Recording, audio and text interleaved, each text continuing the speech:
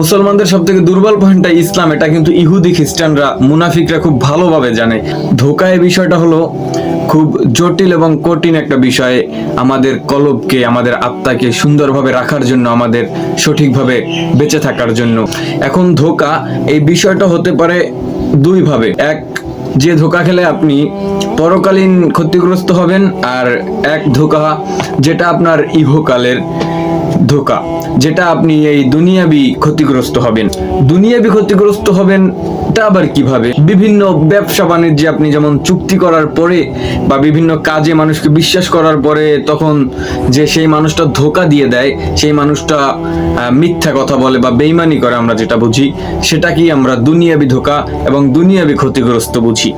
এরপরে পরকালীন কিভাবে ধোঁকায় ক্ষতিগ্রস্ত হতে পারে মানুষের কাছ থেকে। পরকালীন ক্ষতিগ্রস্ত হওয়ার বিষয়টা হলো এরকমের যে আমরা এই অনলাইন প্ল্যাটফর্ম হোক বা বাস্তব জীবনে হোক, এখন আমরা বিভিন্ন সময়ে বিভিন্ন ওলামা ইকরামদেরকে কাছ থেকে আমরা কিন্তু বিভিন্ন ভাবে, বিভিন্ন উপায়ে আমরা কিছু সমাধান নিই বিভিন্ন সমস্যার। এই সমাধানগুলো নেওয়ার পরে আমরা আসলে সেইভাবেই কিন্তু চলাচল করি, তাদের উপর একটা ভরসা রেখে। এই সমস্যার সমাধান নেওয়ার পরে আমরা যেমন একটা শক্ত মজবুত একটা ভিত্তি পাই। এই বিষয়টা কিন্তু ইহুদি খ্রিস্টানরা খুব ভালোভাবে জানে যে মুসলমানদের আসলে সব থেকে দুর্বল পয়েন্টটা হলো ইসলাম। সুতরাং এই ইসলাম দিয়ে ইসলামকে ধ্বংস করা, এই বিষয়টা অফকোর্স বুঝতে পারছেন যে ইসলাম দিয়ে ইসলামকে ধ্বংস করাটা কিন্তু খুব কঠিন একটা বিষয়। এখন বিষয় হলো যে আপনি যদি এই বিষয়টা না বুঝতে পারেন তাহলে হবে না। যেমন ইসলাম দিয়ে ইসলামকে ধ্বংস করার বিষয়টা হলো যে ইসলাম যখন খুব জমজমাট ভাবে চলতেছিল, ইসলামের পতাকা যখন পতপত করে উঠতেছিল, তখন কিন্তু মুনাফিক নামক কিছু নামধারী মুসলমানরা ইসলামের ভিতরে এসে রাসূল সাল্লাল্লাহু আলাইহি সাল্লামের সেই দিনকে ক্ষতিগ্রস্ত করার চেষ্টা করতো, আপনারা সকলে জানেন। ঠিক তেমনি এখনো নামধারী কিছু আলেম এই পৃথিবীর বুকে আছে যারা ইসলামের ক্ষতিগ্রস্ত করতে চায়, ইসলামকে ধ্বংস করতে চায়, ইসলামের ক্ষতি করার জন্য উঠে পড়ে লেগেছে। এটাও ইহুদিদের দালাল, এই মুনাফিকদের দালাল, এই কাফিরদের দালাল, এই পশ্চিমা শক্তিদের দালালেরা। কিন্তু এখন এই ধোঁকায় পড়ে আমরা নিজেদেরকে, নিজেদের কলবকে, নিজেদের আত্মার খোরাক নষ্ট করছি। আমরা নিজেদের এই যে আমলগুলোকে আমরা বৃথা নিচ্ছি।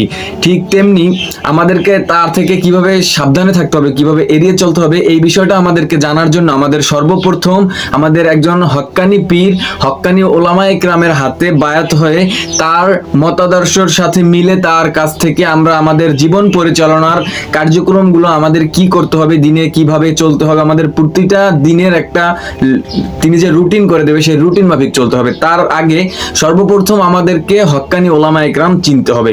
এখন হক্কানি ওলামা ইকরাম চেনার জন্য আপনাকে সর্বপ্রথম হক আকীদা বুঝতে হবে। হক আকীদা যখন আপনি বুঝবেন তখনই হক্কানি ওলামা ইকরামের কাছে যাবেন। হক্কানি ওলামা ইকরামের কাছে যাওয়া ব্যতীত এই দুনিয়ায় ধোঁকা, এই পরকালীন ধোঁকা থেকে বাঁচার কোনো উপায় নাই। পরকালীন ধোঁকাটা হলো এরকমের যে আপনাকে বিভিন্নভাবে প্রথমে আপনার মনটা, আগ্রহটা, আপনার মাইন্ডটা সুন্দরভাবে আপনার সেট আপ করা হবে, আপনাকে তার দিকে আকর্ষণ করা হবে। আপনার মনের মতন কথা বলে, গল্প বলে, আপনার আপনজন সেজে বিভিন্নভাবে, বিভিন্ন শক্তি, ক্ষমতা ইত্যাদি বিভিন্নভাবে আপনাকে তার দিকে আকৃষ্ট করা হবে। এরপরে সে সঠিক কিছু কথা বলবে, এরপরে সে সঠিক কিছু মাসালা দিবে।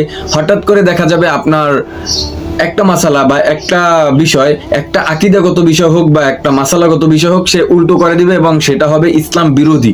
ঠিক তেমনি এই একটা ধোঁকার জন্য আপনার সমস্ত আমল বরবাদ হয়ে যেতে পারে। কিন্তু যেমন আপনি যদি মুসলমান থাকেন, আপনি মৃত্যুর আগে যদি কাফের হয়ে যান, সকল আমল আপনার কিন্তু বরবাদ। ঠিক তেমনি আপনি আগে যা করেছেন সব আমল আপনার বরবাদ হয়ে যাবে এই একটা কারণে, যে এই একটা আকীদা বা একটা যদি সমস্যা আপনার ভিতরে থাকে।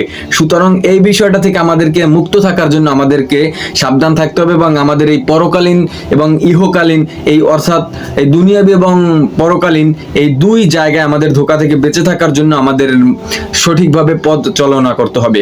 আর সঠিকভাবে পথ চলার জন্য পদে পদে আমাদের বিপদ থেকে, পদে আমাদের এই বালা মুসিবত থেকে রক্ষা পাবার জন্য, আল্লাহর নৈকট্য এবং রাসূল সাল্লাল্লাহু আলাইহি সাল্লামের ভালোবাসা অর্জন করার জন্য হক্কানি ওলামা ইকরামের সোহবতে থাকা ছাড়া আর কোনো উপায় আমি আপাতত দেখছি না।